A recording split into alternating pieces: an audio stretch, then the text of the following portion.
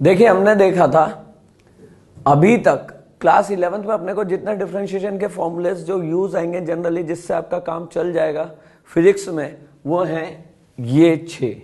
D by d x of constant is 0, D by d x of x की power N गया में याद होने चाहिए एन की, इससे अपना काम चल रहा है। D by d x of cos x is minus of sine x, d by d x of l n x is 1 by x, ये सब अपना काम चल रहा है। क्लियर है यहाँ तक? अब यदि अपन देखें इन दो फंक्शंस का इंटीग्रेट करके एक नया फंक्शन बनाएगा, इन दोनों फंक्शंस को मिक्स करके, इनमें से 2, 3, 4, 5 कुछ भी हो सकते हैं, इसको यदि मिक्स कर कर एक फंक्शन बनाया हो जैसे साइन एक्स स्क्वायर, इसमें ट्रिग्नोमेट्रिक फंक्शन और एक्सपोनेंशियल फंक्शन एक्स की पावर एन वाला जो है, ठीक है, पॉलिनोमियल फंक्शन जो है वो अपना मिक्स कर दिया, ये दो फंक्शन मिक्स कर दिए। इसमें देखें तो इसका अलग यहां पर trigonometric function and exponential function को मिक्स कर दिया है। ऐसा कुछ भी एक और कर सकते हैं, हमने बोला कि एक्सपोनेंशियल फंक्शन और ट्रिग्नोमेट्रिक फंक्शन को मिक्स कर देते हैं। क्लियर है यहां तक? ये हमारे लिए इनको कैसे सॉल्व करना है ये हमें देखना है, क्योंकि ये दोनों ही यहां पर प्रेजेंट है। अब मैंने बोला कि अगर अपन देखें तो dy बाई डी एक्स को यदि इस तरह से लिखा जाए, dy by d x d t into d t by d x, तो ये एक चेन चल रही है। चेन का पैटर्न देखिएगा, dy बाई डी एक्स इधर dt बाई डी एक्स और ये न्यू। अब मैं चाहूं तो इसको और आगे ले जा सकता हूं, dx बाई डी ए, तो dx से dx कट जाएगा, dy बाई डी आ जाएगा डायरेक्ट। तो इस तरह से ये पैटर्न चलता है, और ये जो पैटर्न है ये चेन पैटर्न है, इसलिए अपन इसको चेन रूल अपन ने इसका नाम दे दिया होगा। तो मैंने बोला कि यदि अपन इस तरह से मल्टीप्लाई में यदि चलते जाएं तो अपन किसी को भी किसी के भी रेस्पेक्ट में डिफरेंशिएट कर देते हैं। ये चेन रूल का मेन कंसेप्ट है। अब मैं इसको बाय एन एग्जांपल समझाता हूं।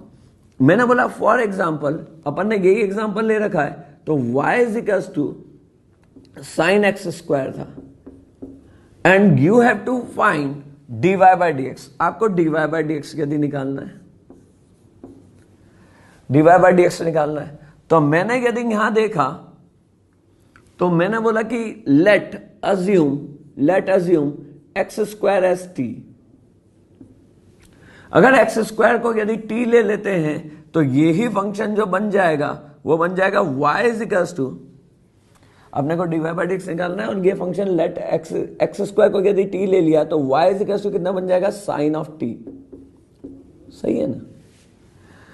यहां से यदि अपन देखें तो you have to find dy by d x आपको निकालना था, ये आप निकालना चाहते हैं, लेकिन आपने बोला इसको लिखा जा सकता है dy by d x, sorry dy by d t into d t by d x. तो यदि यहां पर देखें अपन तो इसका मतलब मैंने यहां लिखा d of d t sine t, d by d t of sine t, y की वैल्यू रख दी, और मैंने t को, t खुद x पर डिपेंड कर रहा है, एंड t कैसे चेंज हो रहा है x के साथ, वो यदि अपने को निकालना है तो multiply by D x square by d x.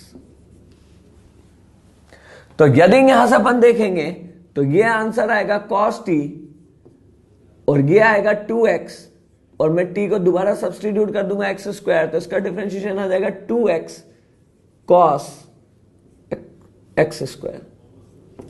ये मेरे पास चेन रूल हो गया। अब देखो मैं बोलता हूं कि यदि अपन देखें, ये तो प्रॉपर तरीका हो गया जिस तरीके से मैथ्स में दिया हुआ होता है, लेकिन यदि अपन फिजिक्स में भी देखें तो मैं इस तरीके से करता हूं, जब तक अपना जिसके रेस्पेक्ट में अपन डिफरेंशिएट नहीं कर रहे वो नहीं आ जाता तब तक आप चेन को कंटिन्यू रखिए।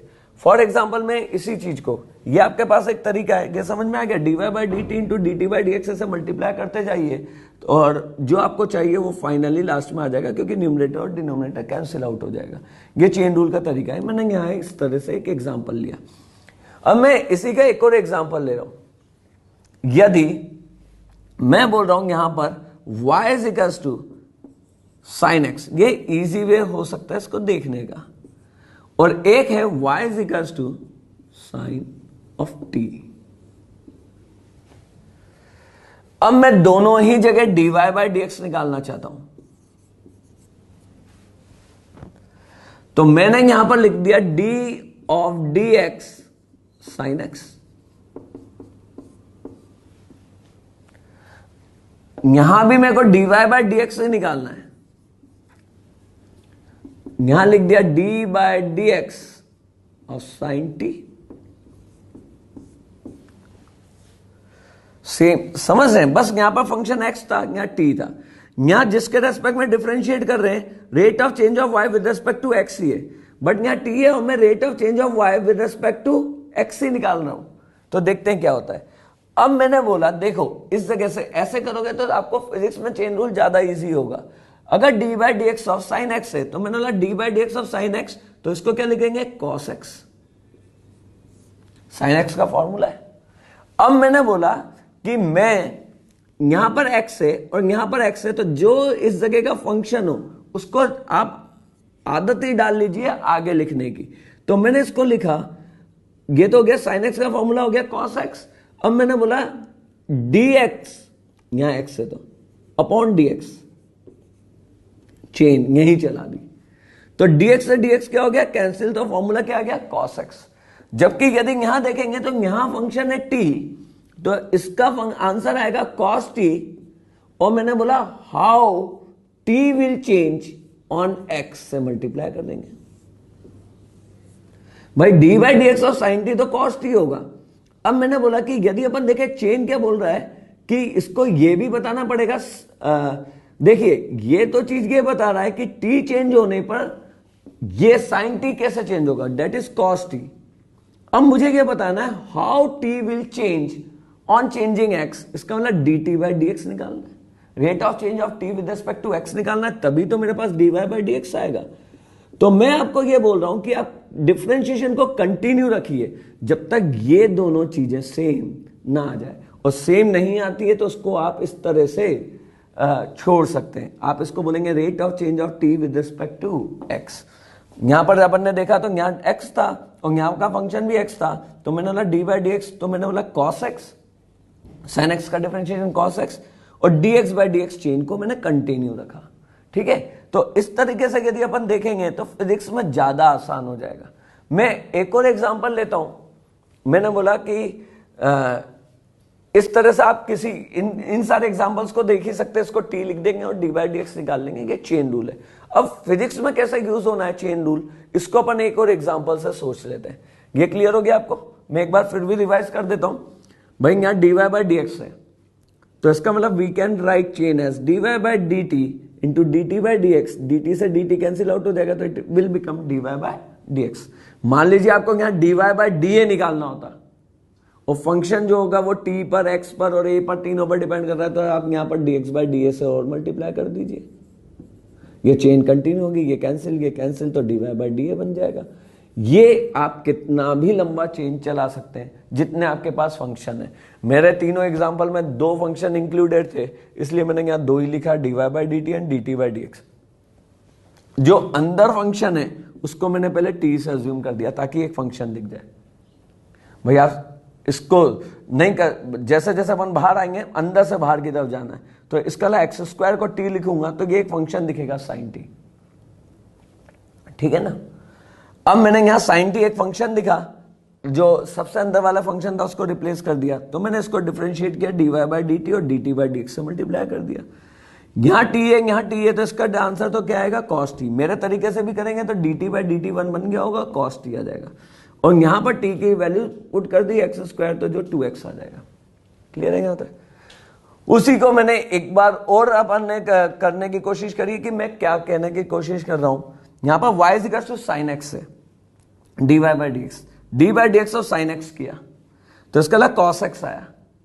अब how x will change on changing x, तो वो हमेशा 1 ही होगा। जितना रेट से ये वाला x चेंज हो रहा होगा, उस रेट से ये वाला चेंज हो रहा होगा, dx बाई डी एक्स 1 बन गया, तो इसका फॉर्मूला बन गया cos x।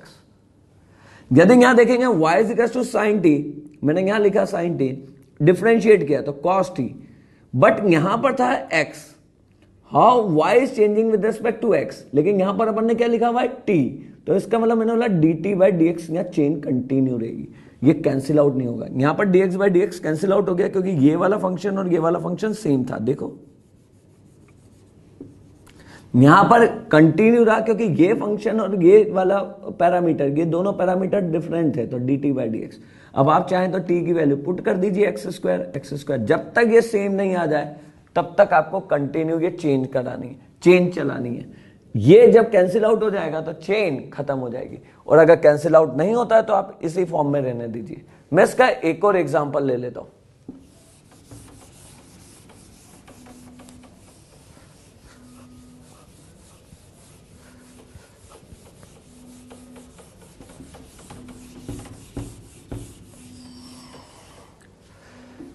यदि अपन यहां देखें, से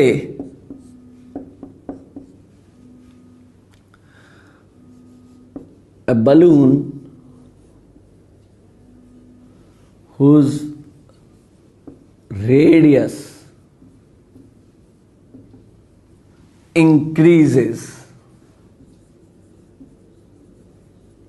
at a rate of a metre per second, ठीक है। फाइंड रेट ऑफ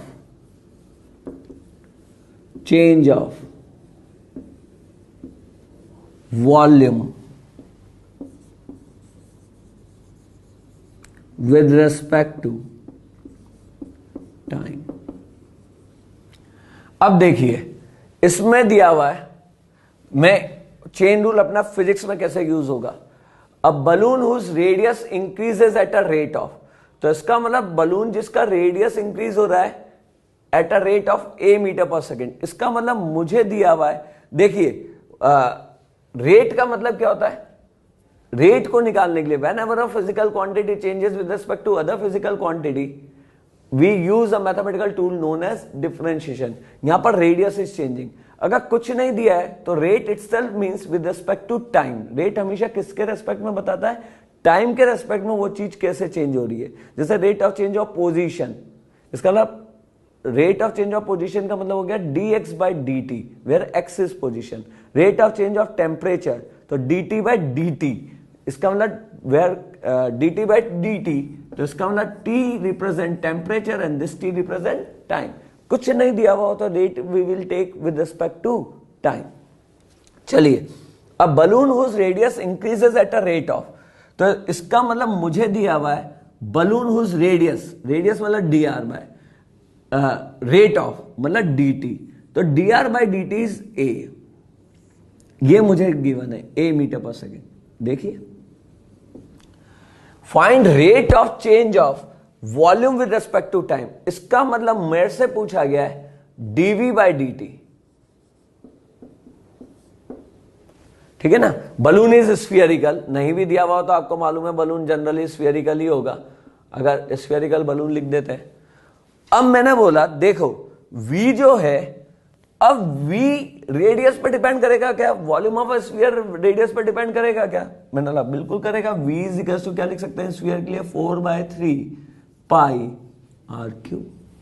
नाउ अगर r चेंज हो रहा है तो v चेंज हो रहा है and r is changing with respect to time, तो इसका मतलब यहां पर यदि अपन देखें तो इसको डिफरेंशिएट कर दिया dv बाई डी टी, और v की जगह वैल्यू पुट कर दी d बाई डी टी, इसको लिखा 4/3 पाई आर क्यूब। सही है ना। अब यदि हम यहां से देखेंगे, देखो 4/3 पाई तो कांस्टेंट है, तो 4/3 पाई तो मेरा कॉमन आ गया,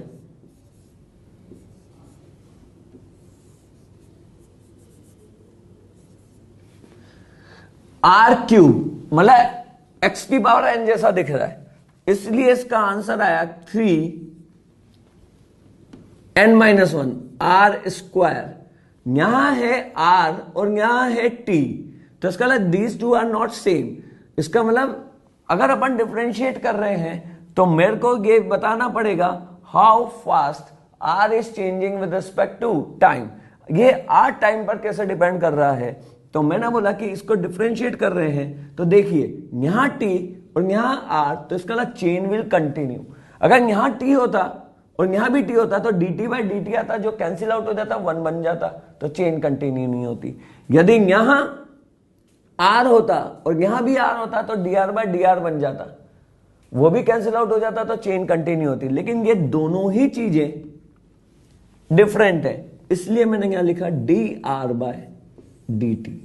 ये चेन रूल है। मैंने डिफरेंशिएट किया, लेकिन डिफरेंशिएट करने के बाद भी एक डिफरेंशिएशन अंदर बचा रह गया, बिकॉज ये फंक्शन और जिस पर वॉल्यूम डिपेंड कर रहा था वो सेम नहीं है।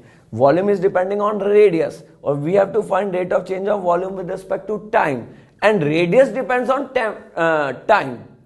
तो इसका मतलब रेडियस टाइम पर डिपेंड कर रहा है, और उसकी वजह से, रेडियस के चेंज होने की वजह से वॉल्यूम चेंज हो रहा है। दोबारा बोल रहा हूं, रेडियस के चेंज होने की वजह से वॉल्यूम चेंज होगा और रेडियस टाइम के साथ बदल रहा है। तो इसलिए मेरे का ये चेन रूल यूज होगा यहां पर। तो मैंने बोला यहां पर यदि देखें ये आर है, ये टी है, तो चेन खत्म नहीं हुई, इसको dr बाय dt लिखेंगे। 3 से 3 कैंसिल आउट हो गया, तो यहां से मेरे पास dv बाय dt आया 4 pi r square into dr by dt। और dr बाई dt क्या दिया हुआ है इस बार अपने को? a, ये यहां दिया हुआ है, ये गिवन है। अब spherical balloon whose radius increases at a rate of a meter per second, find rate of change of volume with respect to time। तो मेरा वॉल्यूम रेडियस पर डिपेंड कर रहा था एंड रेडियस टाइम पर डिपेंड कर रहा था। ऐसे क्वेश्चंस में मुझे चेन रूल यूज करना पड़ेगा, और चेन रूल बहुत आसान है। यदि अपन ऐसे देखें कि यदि फंक्शन अपने सेम नहीं है ऊपर नीचे के, तो आप उसको डिफरेंशिएशन में कंटिन्यू रखिए। यहां पर देखिए यहां भी x था, यहां भी x था, इसलिए यहां कुछ कंटिन्यू नहीं हुआ, तो यहां dx बाई dx 1 बन गया। यहां भी x है, यहां भी x है, तो चेन खत्म होगी। यहां x, इसलिए चेन खत्म होगी। लेकिन यदि यहां t होता, यहां x है और यहां t है, तो इसका nx n-1 dx by dt लिखा जाएगा, ताकि वो चेन कंटिन्यू रहे। वो ये बताएगा how x is changing with respect to time. Clear है यहां तक चेन रूल?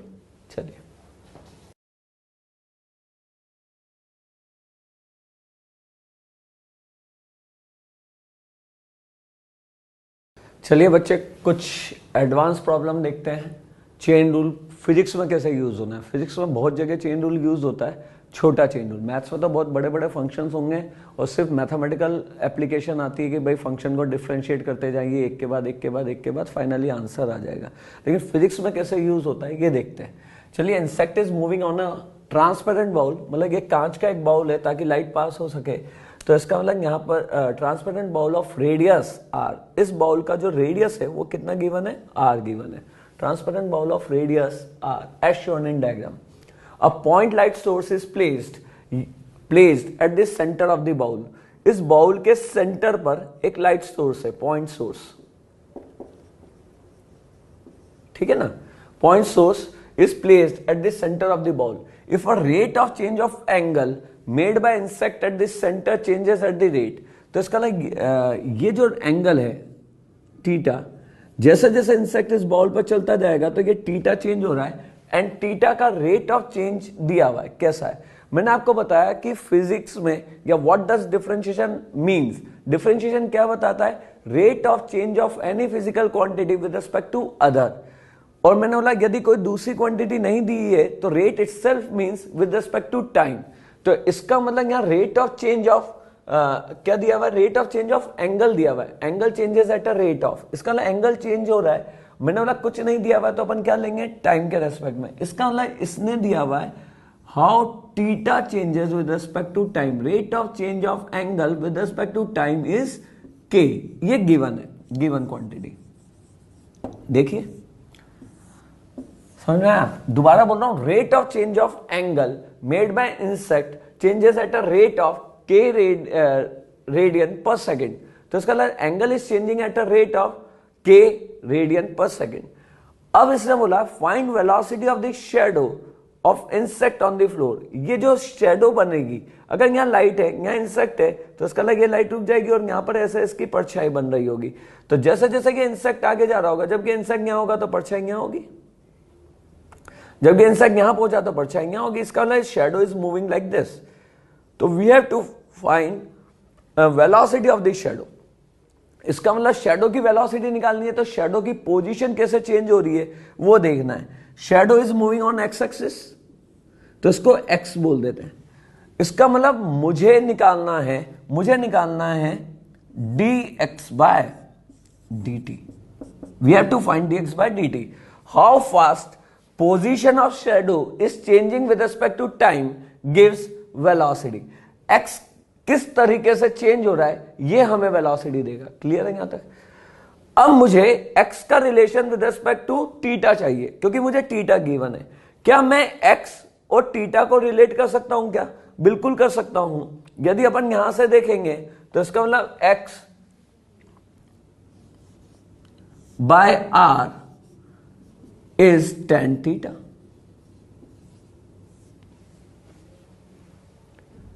ये रिलेशन है x एंड r के बीच का। x और r के बीच का यदि ये रिलेशन है तो अपन इसको लिख सकते हैं x is equals to r tan theta. अब मुझे निकालना है dx बाय dt। इसका मतलब मैं इधर डिफरेंशिएट कर देता हूं, तो velocity of the shadow v is given by d by dt of x, and x का वैल्यू लिख दिया d by dt of r tan theta. आप एक बार बताइए, क्या r बदलेगा क्या कभी? यदि ये इंसेक्ट यहां से यहां जा रहा है तो किसी भी समय r की वैल्यू बदल सकती है क्या? नहीं बदल सकती। इसका मतलब r is constant and constant can be taken out of the sign of differentiation. इसको r को अपन बाहर ले लेंगे, कि अपन पहले ही देख चुके हैं। तो इसका मतलब मेरे पास रह गया d by dt of tan theta. अपन ने tan थीटा का डिफरेंशिएशन निकाला था क्वोशिएंट रूल के अंदर। ये एक फॉर्मूला भी है कि अलग से आप डिफरेंशिएट भी कर सकते हो। मैं यहां डायरेक्ट यूज कर रहा हूं d by dt of tan theta. tan theta का डिफरेंशिएशन होता है sec स्क्वायर थीटा। अब देखिए, मैंने आपको बताया था चेन रूल कब चलता है, यहां पर है फंक्शन थीटा और यहां पर है फंक्शन टाइम। इसका मतलब these two function are not same. इसका मतलब यहां पर how fast theta is changing with respect to time matter करता है। तो इसका मतलब यहां chain will continue in forward direction. क्या अपन बोलेंगे, थीटा के साथ चेन कंटिन्यू रहनी चाहिए। तो इसका मतलब यहां थीटा था, यहां टी था। यदि यहां टी होता और यहां भी टी होता तो dt बाय dt आता जो 1 बन जाता। यदि यहां थीटा होता और यहां भी थीटा होता तब भी यहीं अपना डिफरेंशिएशन खत्म हो जाता, because theta will change with the same rate as that of given theta. तो d theta by d theta हमेशा बनाएगा। लेकिन यहां थीटा और यहां टी है, तो इसका मतलब theta will change with some other rate with respect to time. तो इसका मतलब मेरे लिए यहां पर चेन कंटिन्यू रहेगी। इसी को चेन रूल बोलते हैं और इसको लिख देंगे d theta by d t. क्या d theta by d t आप जानते हैं? तो इसका मतलब d theta by d t is given as k. तो इसका मतलब velocity of shadow is given by r sec square theta k. ये हमारा आंसर हो जाएगा। और इस तरीके से फिजिक्स में चेन रूल यूज कर सकते हैं। दोबारा बता रहा हूं, देखिए इन्होंने बोला theta is changing due to the motion of the insect. Theta change हो रहा है, लेकिन इन्होंने थीटा चेंज होने के बावजूद भी इन्होंने पूछा कि शैडो कैसे मूव कर रही है या शैडो की पोजीशन कैसे चेंज हो रही है। मुझे गिवन है theta as a function of time या थीटा किस रेट से बदल रहा है, लेकिन मेरे से पूछा गया कि पोजीशन ऑफ शैडो बताइए। तो अब मुझे ये देखना पड़ेगा क्या पोजीशन ऑफ शैडो एंगल पर डिपेंड करता है क्या? तो आपने बोला बिल्कुल करता है सर। देखिए कम एंगल पर ये पोजीशन होगी, ज्यादा एंगल पर ये पोजीशन होगी। इसका मतलब एंगल पर पोजीशन डिपेंड कर रहा है। एंगल पर पोजीशन डिपेंड कर रहा है तो मैंने बोला कैसे रिलेट करेंगे? तो मैंने बोला कि एंगल को कैसे डिपेंड करेंगे, तो ये हो गया x, ये हो गया r, तो इसका मतलब tan theta is written as x by r। तो this is the relation between position and angle. अब अगर एंगल बदलेगा तो पोजीशन बदलेगी। तो ये तो अपन डायरेक्ट भी निकाल सकते थे कि how fast position will change with respect to change in angle, मतलब dx बाय डी थीटा। लेकिन मेरे से पूछा how fast position is changing with respect to time, तो मैंने इसलिए इसको टाइम के रेस्पेक्ट में डिफरेंशिएट किया।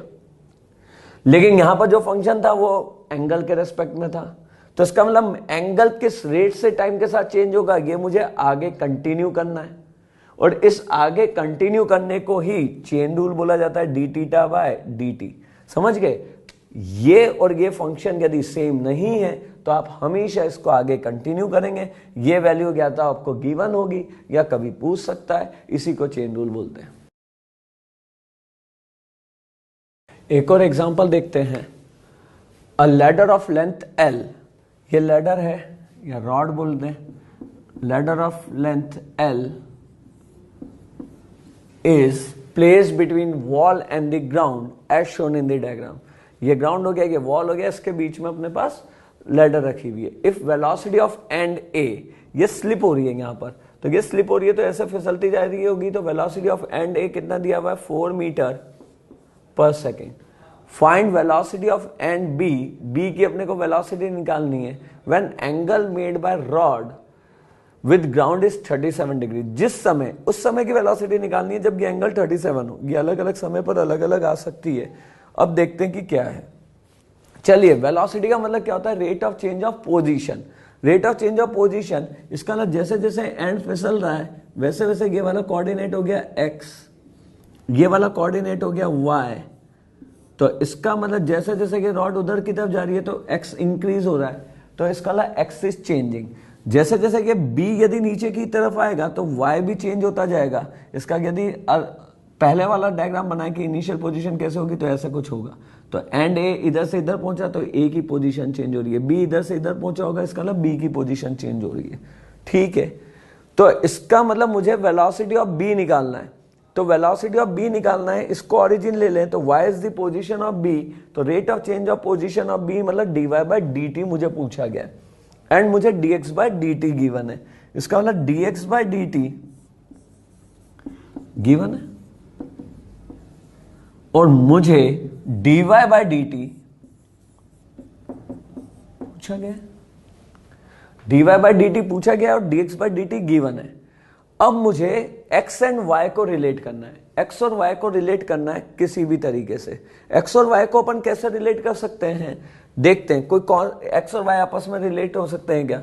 तो मुझे याद आया Pythagoras theorem. According to Pythagoras theorem we can write as L square is equals to x square plus of y square। अरे base square plus perpendicular square is equals to hypotenuse. ठीक है ना यहां तक? अब यदि देखें तो मुझे dx बाय dt गिवन है, मुझे dy बाय dt निकालना है। तो इसका मतलब यदि मैं इधर डिफरेंशिएट कर दूं तो मैं ये निकाल सकता हूं। तो इसका मतलब इसको गिवन इक्वेशन को बाय डिफरेंशिएटिंग बोथ साइड,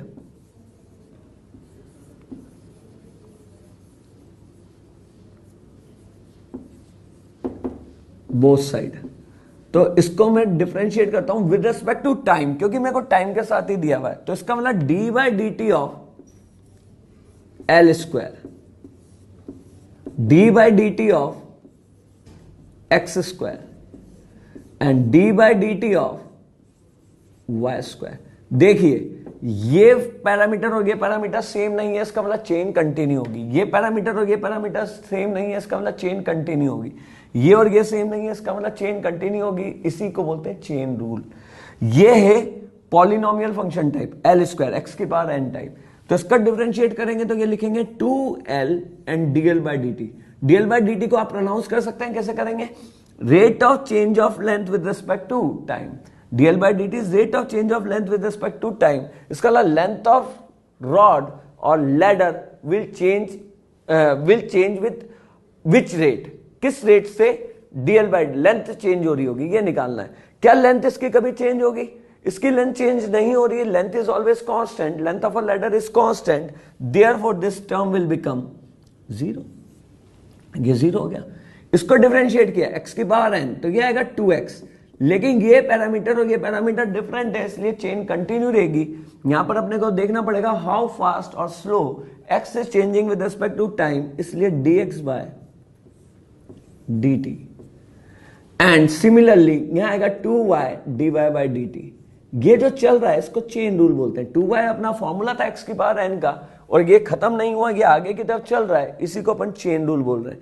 ये यदि अपन ने देखा तो यहां से अपना टर्म 0 हो गया, तो इसको लिखेंगे -2x dx/dt, उसको बोलेंगे 2y dy/dt। यदि अपन यहां से देखें तो मेरे पास आ गया (x/y) या y/, मुझे निकालना है dy/dt, इसका मतलब (x/y) into dx/dt is known as dy/dt। क्या मुझे dy/dt मालूम है? सॉरी, dx/dt मालूम है? बिल्कुल सही, dx/dt इज गिवन। क्या गिवन है? x is changing with which rate, तो x is changing at a rate of 4 metre per second. इसका मतलब dx/dt का वैल्यू अपने पास कितना गिवन है? 4 गिवन है। क्या मुझे x/y का रेशियो मालूम है? x is base in this given triangle and y is perpendicular, base over perpendicular is cot theta, तो cot 37, इसका मतलब ये हो गया cot of 37 with a minus sign. Minus sign denotes on increasing time y is decreasing, plus sign denotes on increasing t y is increasing. यदि ये दोनों ये इंक्रीज करने पर ये इंक्रीज हो रहा है तो इसका मतलब डिफरेंशिएशन पॉजिटिव आएगा, ये डिक्रीज करने पर ये डिक्रीज हो रहा है तो इसका मतलब डिफरेंशिएशन पॉजिटिव आएगा, दोनों में सेम रेट है तो। लेकिन यदि ये बढ़ाने पर ये डिक्रीज होता है तो डिफरेंशिएशन नेगेटिव, या इसका वाइस वर्सा। देखिए x is increasing with respect to time, ये एंड ऐसे फिसल रहा होगा, तो यदि x इंक्रीज हो रहा है टाइम के साथ, ठीक है, तो इसका मतलब dx/dt इज पॉजिटिव। ये जब एंड नीचे आ रहा होगा तो y is decreasing with respect to time, जैसे जैसे टाइम निकलता जाएगा y की वैल्यू डिक्रीज होती जा रही है, इसका मतलब dy/dt इज नेगेटिव। अगर मैथ्स में देखा तो माइनस साइन सिर्फ ये बता रहा है y is decreasing with a rate of this much, तो इसका अलग ये मेरे पास, मेरे को डिक्रीज और इंक्रीज तो पूछा नहीं है, मुझे वेलोसिटी पूछा है, तो मैं इसको dy/dt लिख सकता हूं। What is cot 37? cot 37 की वैल्यू कितनी होगी? cot 37 की वैल्यू हो जाएगी 4/3, cot 37 4/3, तो इसका अलग ये वाली वैल्यू कितनी आ जाएगी? 16/3 मीटर पर सेकेंड। यही मेरा आंसर हो गया। क्लियर है?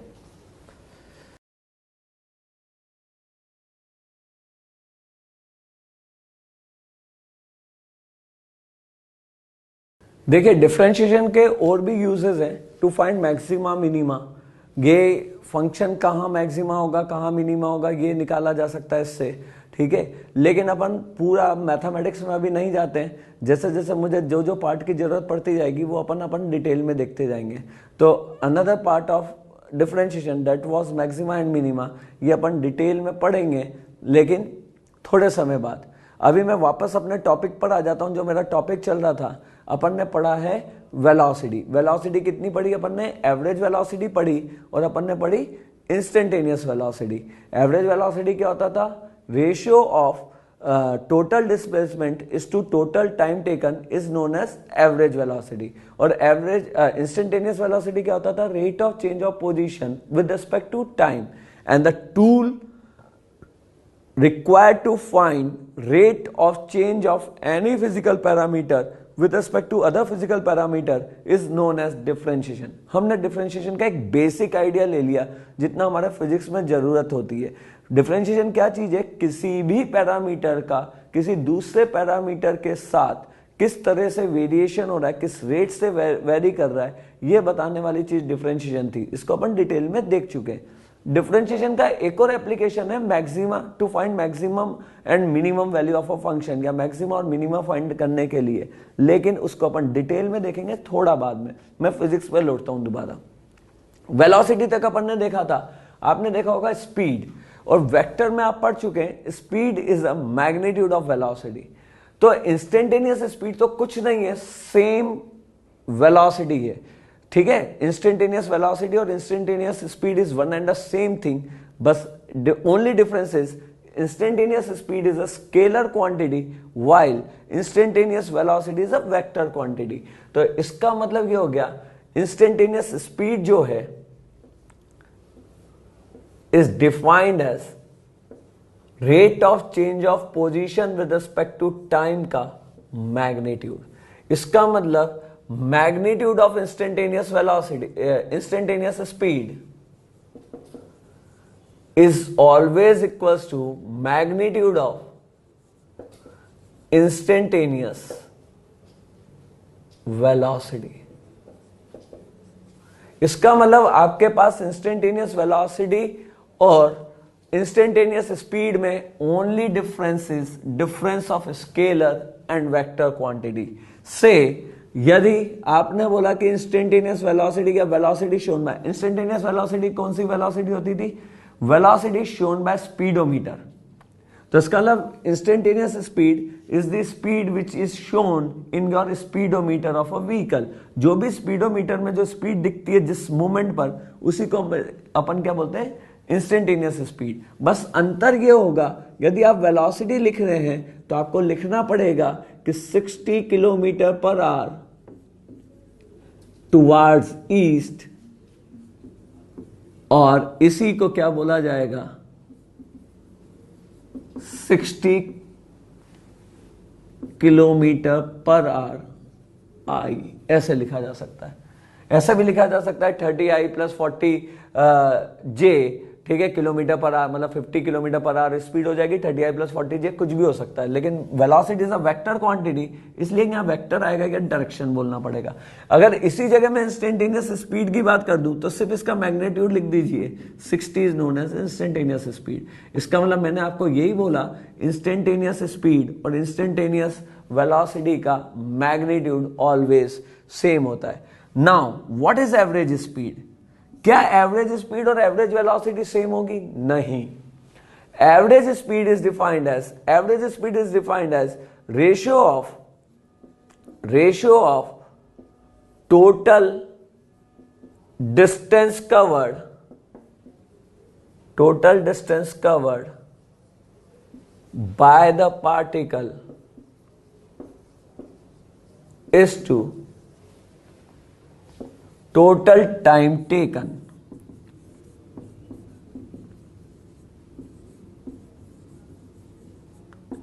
इसका मतलब एवरेज स्पीड, मैंने बताया था ये वाला साइन किसको डिनोट करता है? एवरेज को। ये वाला साइन किसको डिनोट करता है? एवरेज को। तो इसका अलग ये साइन लगाया मैंने, इसके बीच में स्पीड लिख दिया, तो इस चीज को बोला जाएगा एवरेज स्पीड। इसको बोला जाएगा टोटल डिस्टेंस ट्रेवल्ड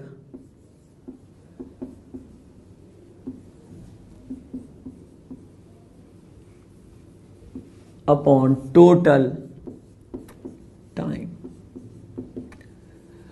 अच्छा, क्या magnitude of average speed is always equal to magnitude of average velocity? जैसे यहां पर अपन ने बोला कि भाई magnitude of instantaneous speed is equal to magnitude of instantaneous velocity, लेकिन यहां नहीं। देखिए वहां होता था टोटल डिस्प्लेसमेंट, यहां क्या है? Total distance. तो आपने पढ़ा डिस्टेंस और डिस्प्लेसमेंट अपन पढ़ चुके हैं। डिस्टेंस ट्रेवल्ड हमेशा क्या होता है? ग्रेटर देन और equal to, distance travelled is always greater than और equal to displacement, magnitude of displacement in fact. तो इसका मतलब डिस्प्लेसमेंट से डिस्टेंस ट्रेवल्ड हमेशा बड़ा होता है, या कभी कभी बराबर हो सकता है। कब बराबर हो सकता है ये अपन ने देखा है। कब बराबर हो सकता है? When a particle is moving in a straight line without changing its direction. तो जिस समय डिस्टेंस ट्रेवल और डिस्प्लेसमेंट बराबर होगा, उसी समय एवरेज स्पीड और एवरेज वेलोसिटी बराबर होगी। लेकिन ज्यादातर केसेस में डिस्टेंस ट्रेवल ज्यादा होता है एज कंपेयर टू डिस्प्लेसमेंट। इसका मतलब अपन यहां से बोल सकते हैं, टोटल टाइम तो सेम ही आ रहा है, तो इसका मतलब मैं ये बोल सकता हूं average speed is greater than or equal to magnitude of average velocity। ये बड़ा हो, एवरेज स्पीड हमेशा ज्यादा होगी, या कभी कभी बराबर भी हो सकती है। इट मे बी इक्वल, लेकिन only it will be equal only and only when particle is moving in a straight line without changing its direction। ये अपन पहले ही देख चुके हैं, इस पर अपन ने कुछ एग्जांपल्स भी देखे थे, ठीक है। तो यहां पर एवरेज स्पीड को अपन ये बोल सकते हैं कि वेलोसिटी से हमेशा बड़ी होती है, ठीक है। और again average speed is also a a vector sorry scalar quantity, और एवरेज वेलोसिटी अपने पास क्या है, वेक्टर क्वांटिटी। एवरेज वेलोसिटी की डायरेक्शन किसके अलाउंग होती है, टोटल डिस्प्लेसमेंट के अलाउंग होती है। ये हमारे लिए एवरेज स्पीड वगैरह हो गया। इसी के साथ साथ कुछ और टर्म भी हमने डिफाइन किया है, ठीक है ना, वो हम देखते हैं, जैसे uniform speed, non uniform speed, uniform velocity, non uniform velocity, क्या होता है उसको देखते हैं। यूनिफॉर्म वेलोसिटी, कुछ और क्लासिफिकेशन अपन ने किए हैं according to the variation of velocity with respect to position. तो यूनिफॉर्म वेलोसिटी और uniform speed, non uniform velocity और नॉन यूनिफॉर्म स्पीड। देखते हैं what is uniform velocity. If a particle covers equal displacement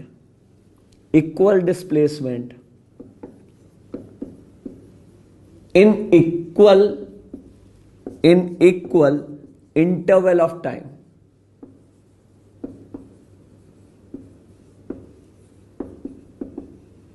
the term is, then we can say that particle is moving with a uniform velocity।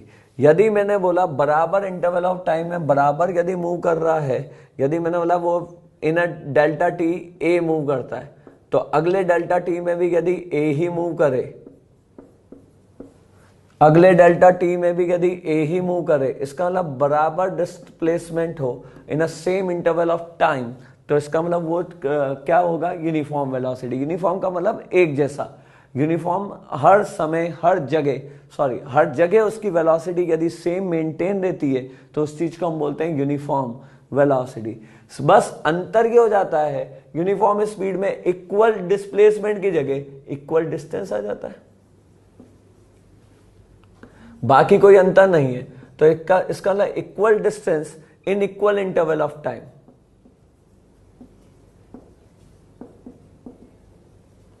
Equal, ठीक है, तो इसका मतलब ये तो आपके पास ये डिस्टेंस भी इक्वल है, डिस्प्लेसमेंट भी इक्वल है।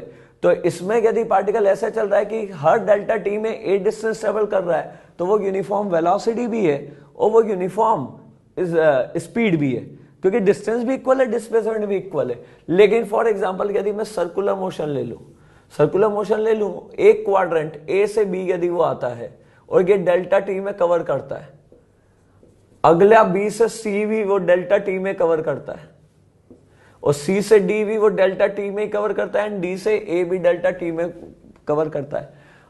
अब यदि अपन देखें तो इसके डिस्टेंस जो है वो इक्वल है, पाई बाय 2r, अरे 1 क्वाड्रेंट ऑफ अ सर्कल, यहां से लेके यहां तक का डिस्टेंस जो है वो ही डिस्टेंस ये है। Distance is a vector quantity, length of the parameter same है। तो इसका मतलब अगर यहां से यदि देखा जाए तो particle is moving with a uniform speed. इसको यूनिफॉर्म स्पीड बोलेंगे क्योंकि डिस्टेंस ट्रेवल्ड इक्वल है। डिस्प्लेसमेंट, आपने सर डिस्प्लेसमेंट भी इक्वल है, मिला नहीं, यहां पर डिस्प्लेसमेंट होगा इस तरह का वेक्टर और यहां पर होगा ये। These two vector are equal in magnitude but their direction is different and they are at an angle of 90 degree. अरे ये देखिए, ये यदि अपन देखेंगे तो ये सेकंड क्वाड्रेंट में बन रहा है, तो वेक्टर को पैरेलली शिफ्ट कर सकते हैं, और ये थर्ड क्वाड्रेंट में बन रहा है। इसका मतलब इसका आई और जे दोनों कंपोनेंट नेगेटिव है, और इसका आई नेगेटिव है और जे पॉजिटिव है, इसका मतलब डिस्प्लेसमेंट इज नॉट सेम। तो इसका अगर यहां से देखें तो particle is moving with a uniform speed but its velocity is not uniform. लेकिन हाँ, यूनिफॉर्म वेलोसिटी से चल रहा है तो इसका यूनिफॉर्म स्पीड से चल रहा होगा, लेकिन यूनिफॉर्म स्पीड से चल रहा है इसका ये बिल्कुल मतलब नहीं है कि वेलोसिटी भी यूनिफॉर्म होगी। क्लियर है यहां तक? ठीक है। सिमिलरली नॉन यूनिफॉर्म वेलोसिटी, ये एग्जांपल हो गया नॉन यूनिफॉर्म वेलोसिटी का ही। अगर अपन यहां देखें तो इक्वल की जगह different displacement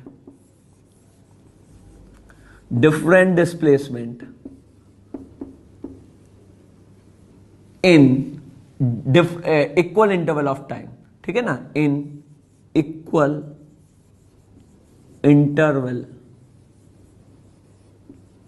of time. Non uniform speed क्या होगा? Non uniform speed different distance travelled in equal interval of time.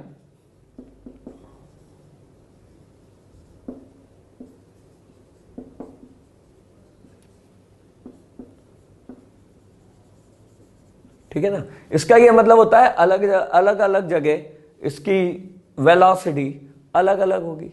इसका मतलब हुआ इसकी अलग अलग जगह पर, अलग अलग पोजीशन पर इसकी वेलोसिटी अलग अलग होगी। ठीक है, थोड़ा सा डिफरेंस है, ये टेक्निकल है, वरना ऐसे भी चला सकते हैं। यूनिफॉर्म वेलोसिटी एक चीज होती है, यूनिफॉर्म और non uniform is related with position. यदि कोई चीज पोजीशन के साथ, जगह के साथ अलग अलग होती है तो अपन को यूनिफॉर्म और नॉन यूनिफॉर्म यूज करना पड़ता है। ठीक है ना, थोड़ा सा टेक्निकल है, नहीं भी यूज करेंगे तो भी चलता है। लेकिन और कांस्टेंट और वेरिएबल, आपने एक और चीज पढ़ी होगी, कांस्टेंट और वेरिएबल। तो इसका मतलब कांस्टेंट और वेरिएबल अपन टाइम के साथ यूज करते हैं। यदि अपने किसी भी समय पर वेलोसिटी यदि सेम रहती है तो अपन बोलेंगे कांस्टेंट वेलोसिटी, और अलग अलग समय पर वेलोसिटी यदि अलग अलग होती है तो उसको अपन बोलेंगे वेरिएबल। तो constant and variable are the words which are used for variation of a physical quantity with time, and uniform and non uniform are the words which are used for variation of a physical quantity with respect to position। थोड़ा सा technical है, खैर ये चीज आप पढ़ेंगे। तो मैंने ये बता दिया कि यहां पर पोजीशन के साथ अगर अपन ये देख रहे हैं तो अपना वैल्यू सेम रहेगा। क्लियर है?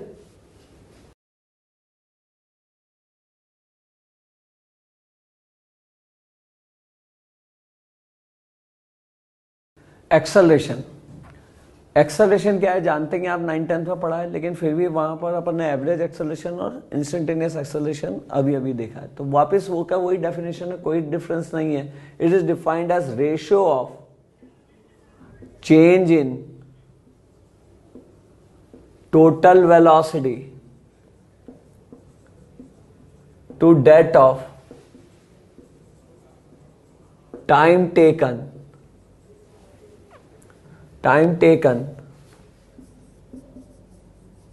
for the change of velocity।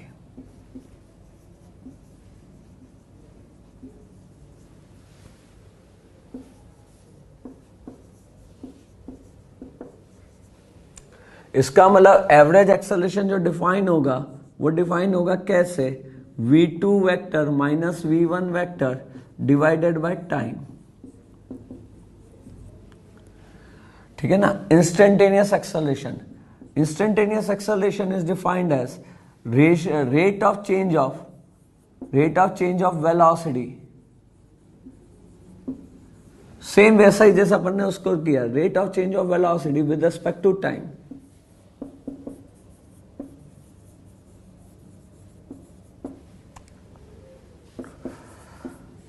इसका मतलब instantaneous acceleration v is defined as acceleration A is defined as dv by dt। ये अपने पास इंस्टेंटेनियस एक्सेलरेशन है। देखिए velocity, acceleration is a vector quantity, acceleration एक क्या है, वेक्टर क्वांटिटी है, और वेलोसिटी भी क्या है, वेक्टर क्वांटिटी है।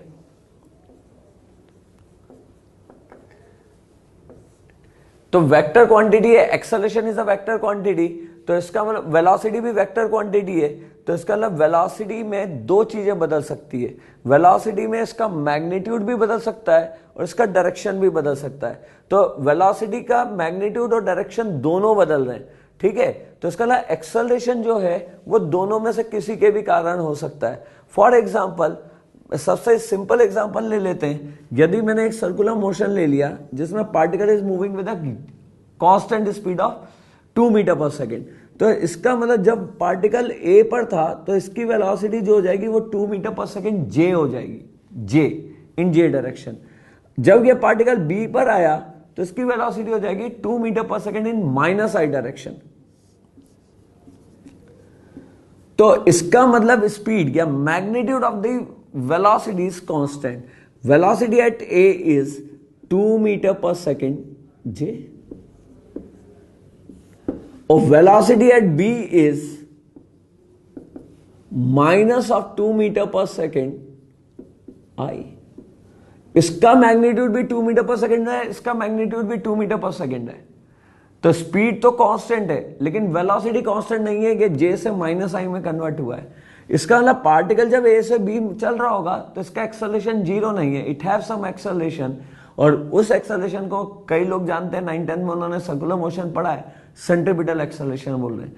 तो मैं ये बताने की कोशिश कर रहा हूं कि वेलोसिटी का जो चेंज है वो दोनों कारणों से हो सकता है। वेलोसिटी की वैल्यू जिसको अपन बोलेंगे स्पीड, या मैग्नीट्यूड ऑफ वेलोसिटी जिसको अपन बोलेंगे स्पीड, वो भी बदल सकती है और वेलोसिटी की डायरेक्शन भी बदल सकती है।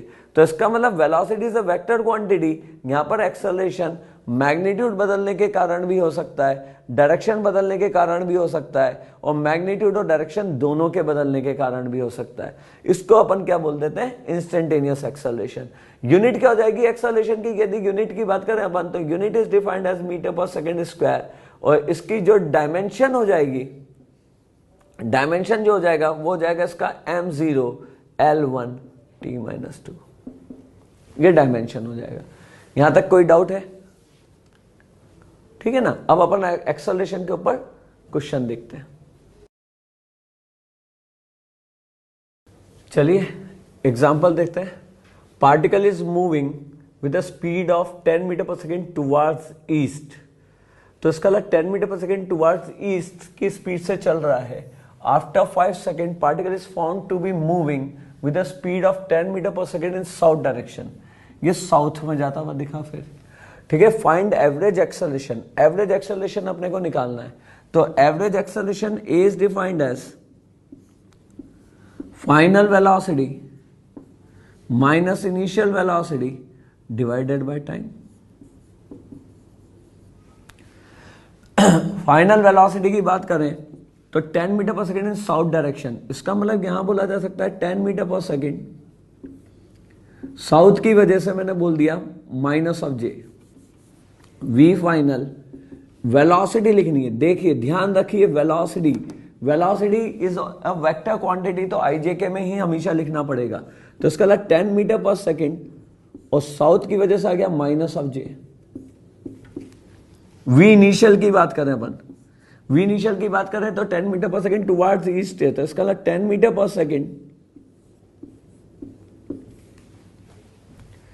अगर हम एक्सेलरेशन की बात करें तो इसका वी फाइनल, तो इसका हम बोलेंगे 10 मीटर पर सेकेंड माइनस जे। ठीक है ना, 10 metre per second minus j v final की वैल्यू होगी, minus of 10 metre per second upon time 5। तो यदि अपन यहां से देखेंगे तो इसका अलग ये चीज आ जाएगी, माइनस ऑफ सेकेंड्स में है तो इसका अलग ये आ जाएगा माइनस 2 को मैं कॉमन ले लेता हूं, 10/5 10/5 2 आ जाएगा, तो इसका अलग ये हो गया 2 मीटर पर सेकेंड स्क्वायर। और इसकी डायरेक्शन आ जाएगी, ये है माइनस जे और सॉरी आई था ये, तो इसका अलग ये माइनस आई, तो इसका अलग ये चीज हो गया 2 metre per second minus of j minus of i.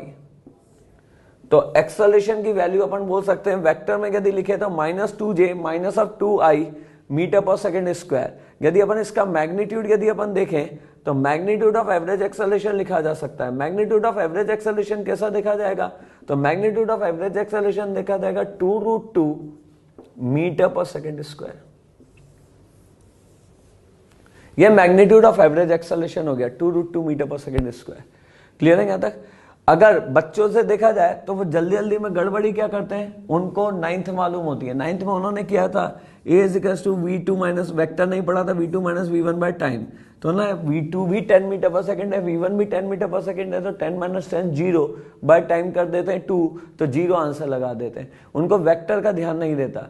तो मैंने बोला देखिए ये V वेक्टर है, वेलोसिटी वेक्टर है, अपने को देखना है। इसलिए अपन ने यहाँ पर क्या लिखा, minus of 10 metre per second minus जे में लिखा, और इसीलिए यहाँ पर 10 मीटर पर सेकेंड आई में लिखा। क्लियर है यहाँ तक?